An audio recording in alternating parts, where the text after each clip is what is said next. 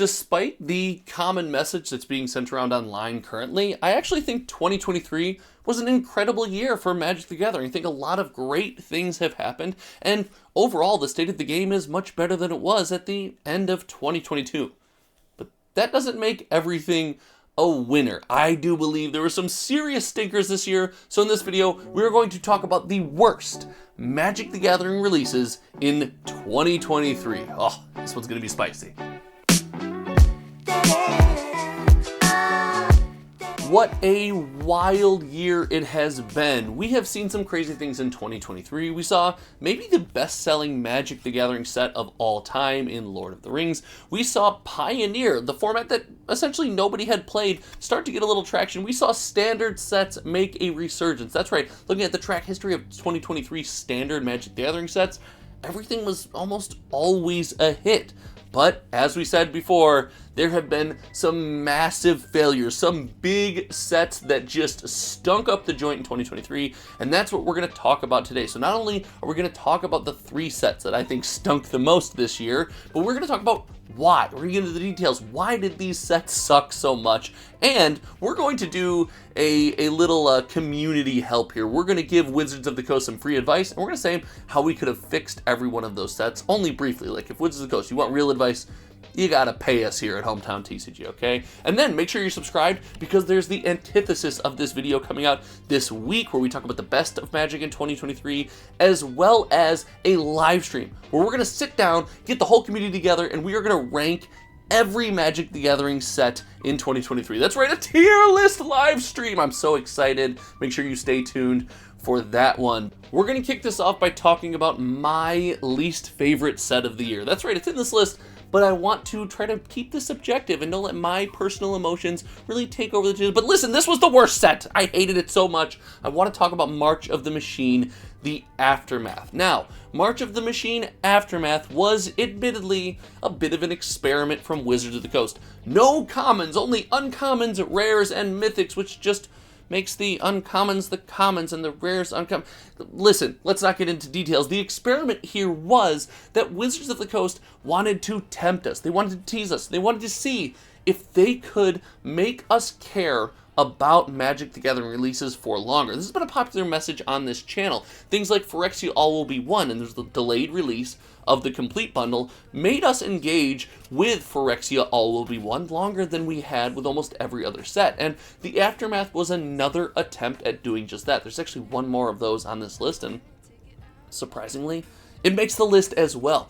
But the Aftermath said, hey, we're living in the March of the Machine storyline, the March of the Machine aesthetic. We want you to not just buy the box at release and then completely forget about this set. We want you to keep coming back. And Aftermath was that attempt. And well, while it was a unique attempt, it almost didn't work. Until recently, it boasted the fewest sales of any product that we've tracked on TCG Player, and the cards inside the box held little to no value, save 1 or 2 cards that were playable in 1, maybe 2 formats. This set missed on several things. It also missed because you couldn't get together with your friends and play Magic the Gathering with this product. A kind of theme with crappy Magic the Gathering sets is when Wizards of the Coast tries to go above and beyond and do something fancy, but you can't use the cards to just sit down and play Magic the Gathering. That's often a miss. I wonder when they'll learn that's not going to work. But anyway, the Aftermath was an experiment at trying to get us to re-engage, stay engaged with March of the Machine, and it massively failed. You couple that with the fact that Wizards of the Coast then put this product on the old Amazon. It was on Amazon. It was dumped to the community. We bought boxes. I bought epilogue boxes because, as you can see, I like the way sealed product looks on my shelf. It's something that I find fun. The epilogue boxes are aesthetically pleasing. They're super weird shaped when it comes to other Magic the Gathering boxes. So yeah, I bought some to put on the shelf, but I bought them at a crazy low price. Now, luckily, game stores probably didn't go hard on this, at least most of the game stores I managed to talk to did not go hard on this product, meaning it didn't cause a ton of damage. Community interest had waned from the start. We were just not involved in this product, and it went to show, and because of all these reasons, I just hated Aftermath. That one was on there personally. I know it didn't sell well. I know a lot of people don't have a gripe with Aftermath. I have a massive gripe with Aftermath. I did not like Aftermath. But the next product on this list is something that I think more than just I had a gripe with. And it is another attempt from Wizards of the Coast to re-engage us, to pull a little more money out of our pockets, to try to get us to go back and keep spending on the same thing, except this time they did it with, well, maybe the most popular Magic the Gathering set of all times. Lord of the Rings Special Edition Holiday Release Super Ultra Collector Bundle thing, whatever it was, is definitely the second worst product of the entire year. Listen, this set was a massive miss. Not only did it have a lot of the same problems that we saw with Aftermath, an attempt to get us to re-engage with a product, an attempt to reprint some cards we already have or get us in a theme that we have already just experienced, but the number of new cards were very few and far between, and it was only a collector booster box and these bundles. So it introduced the new problem of, hey, you want to get in on some pack cracking experience with the new cards?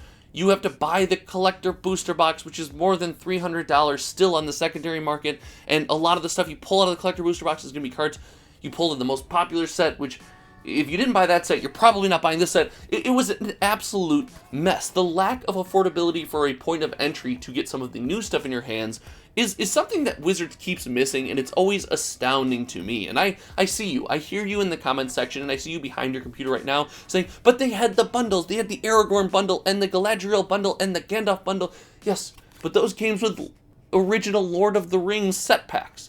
The set packs that had already been out for months at this point, and we had already just soaked up and eaten up and admittedly loved in our community. We don't really feel the need to go above and beyond, buy these expensive bundles, get a couple set packs, a couple new commander cards that we can just buy in the secondary markets. Listen, they're not holding a great value. And then the push to the collector box, again, it's most of the same stuff. There's some new stuff in there, some serialized stuff, which, again, admittedly, 2023 serialized stuff, just doing well across the board. But this was a massive miss. It was tone deaf, and the fact that it tried to pull us back in to the most popular set of all time was something that I didn't think was necessary. Now, what we do here is we track every single sold listing of sealed product on TCG Player, and Lord of the Rings Tales of Middle-earth continues to this day to sell extremely well for a Magic the Gathering set post-release. We continue to go back to that well and try to soak up some of that value. And for those who had always screamed that all the collector box value is only about the One Ring, well, guess what? The One Ring is very publicly pulled up to this point, and the collector box maintains an incredible value. Stores are still able to sell it and actually make money, a concept that is unheard of in Magic the Gathering. So this set, to me, was just a massive miss. It was a misuse of the most popular Magic set of all time. It was a misuse of a new collector special box, and the bundles not having any packs from the new set. It was across the board just a miss, and this sits in my number 2 slot. I know all of you are wondering, if that's number 2, what can be your number 1 slot actually be? Well, it is the biggest bomb when you consider 2023 contextually and everything it was supposed to be is the biggest bomb of the year. But before we get there, there's an honorable mention that was originally omitted from this list that I want to talk about. And the honorable mention here is Dominaria Remastered. I know, right? Dominaria Remastered was in 2023. It was the first set of the year. It's how we kicked off the product. And since its release, we have seen the price of every Dominaria Remastered product just absolutely crater into the ground. It is all tanked. It is destroyed in value. People are not buying the box anymore. And all in all, it has maybe killed remastered sets for us in the long term. Yeah, I know, that's just a fascinating thing to say into a microphone in 2023. But I want to take you back to the start of 2023. And remember, Dominaria Remastered wasn't always this way. Dominaria Remastered was actually really well received with a wonderful in-person play experience. The store events for Dominaria Remastered absolutely popped off, and people loved the cards that you could pull out of the box initially. The set was, however, absolutely killed by Wizards of the Coast with overprinting and Amazon dumps. You took something that originally, take us back in time, be objective about your thinking. We loved Dominaria Remastered on release. However, when it kept being shoved down our throats and printed and dumped and dumped and dumped, and there's no value left in the box or the product, well, guess what?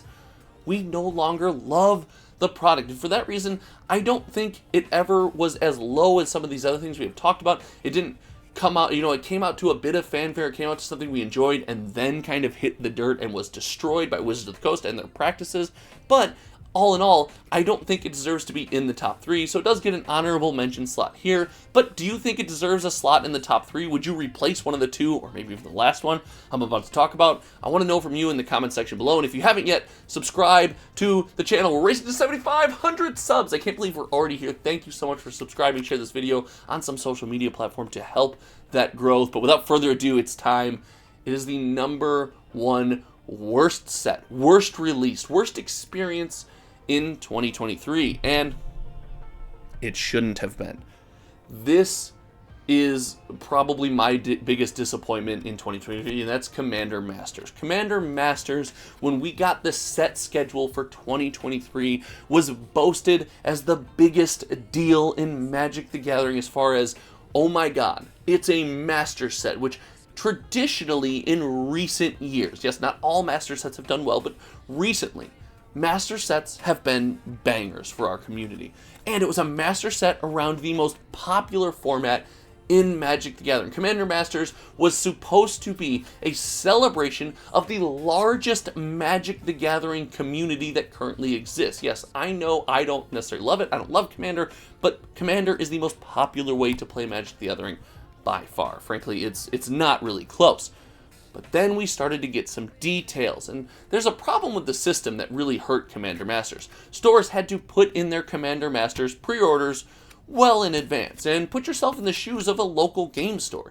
You hear Commander Masters is going to be a set in 2023. You're like, I want as much of that as you can give me. It's going to sell to everybody in my store all of the time. Product of the year, let's go. Well, you started to get price details about Commander Masters, and every product was outrageously expensive. Commander Masters came out and commanded an insane price point, and to this day, the collector booster box remains the most affordable sealed product when it comes to cracking packs out there. Yes, not by the per pack basis, but like if you just have a certain amount of money in your product, you want to crack Commander Masters product, you're buying a collector booster box, which feels weird. So the price point was just a massive problem. And it didn't agree with the way that Wizards of the Coast has trained us to play Commander. I mentioned this a lot in the videos in 2023. This is a message I think I'm going to continue to talk about in 2024. They trained us to play Commander by, hey, build 40 Commander decks, all of a lower power level, rather than bling out 2 big Commander decks, because every new set has new Commander decks, new mechanics, new things to try, new Commanders. Like, they want us to build and experiment with more Commander decks, and because of that, a crazy high-priced Commander Master set with blingy things and expensive sealed products was just a miss. It didn't have anything crazy as far as, like, land reprints. We didn't get the rest of the shock lands, we didn't get the rest of the fetch lands, or a full set of fetch lands, or anything like that would have been cool in Commander. We got, obviously, Commander staples, it's Commander Masters, but again, it just came at the wrong price point. Now, we didn't just completely reject the set. When the set went down in price, we proved that we want to buy the set, and that to me adds salt to the wound. That's like the sprinkle of salt on the open wound that is Commander Masters. Like, if you did not screw this up, if you did not ruin these game stores and have them take so much product and absolutely ruin the value of this product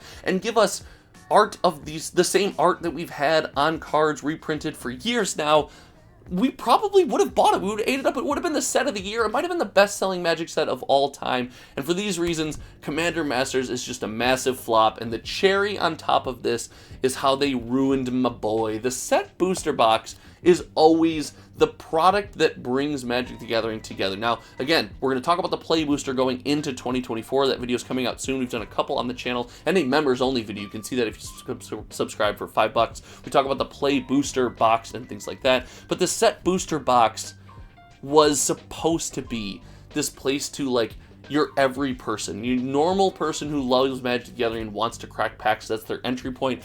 Well, the Commander Masters set booster box was a bastardization of the set booster box. It was crazy expensive. There was nothing wild in the list slot. It was supposed to be a pack cracking experience for everybody, and it was $420 or something on release. It was absolutely insane. I hated everything about it, and that is my #1 worst Magic the Gathering set of the year. But again, this is just from my perspective. I use sales data from TCG Player as we add that to the vault and track how Magic sets do over their history, as well as my feelings as a Magic the Gathering fan, because as you can see, I'm not a game store, I'm not anything special, I'm a guy in his own basement, just loves Magic the Gathering, loves making videos, and if that's something you enjoy, make sure you hit that subscribe button. But this has been a lot of fun. Let me know what you think in the comment section below, and until next time, when we talk about the best Magic the Gathering things in sets in 2023, I hope to see you around. Alright, this has been a kind of a long outro. We will see you later. Alright, goodbye. Oh, treasure hunt. Ooh.